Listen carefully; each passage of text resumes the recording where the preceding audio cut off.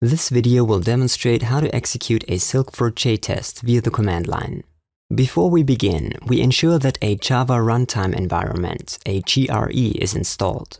We can easily confirm this by starting the command prompt window and entering the command java-version. With Eclipse open and the Silk4J project selected, navigate to File Export. With the Export dialog open, select jar file under the Java folder and click Next. Ensure that the project to be exported is selected and that the options Export generated class files and resources and Export Java source files and resources are checked. Specify an export destination for the jar file by using the Browse button.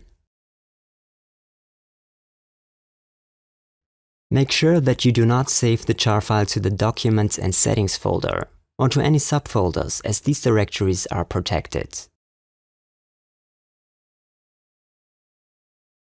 Click Save and Finish to complete the export. Next, we need to confirm the location of the files JUnit jar and org hamcrest core jar. Within the exported project, locate the subfolder JUnit4 and expand it. Take note of the location of the files JUnit jar and org hamcrest core jar. The last file that we require is located in the installation directory of Silk test, as shown here. For the purpose of this video, the required files have been placed in the same directory as the exported jar file. We now have the required details to execute a test from the command prompt window. We changed the directory to the location of the exported jar file. We will now enter the command to execute a test from the command line. We begin by entering java-cp, open quotations, and reference the exported jar file, the JUnit jar file, the silktest JTF jar file, and lastly the org hamcrest jar file.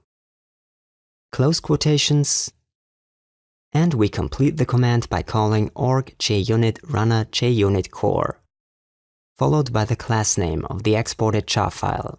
We press return, and you will see that the test will execute.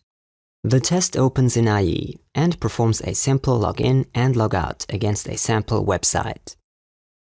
Thanks for watching.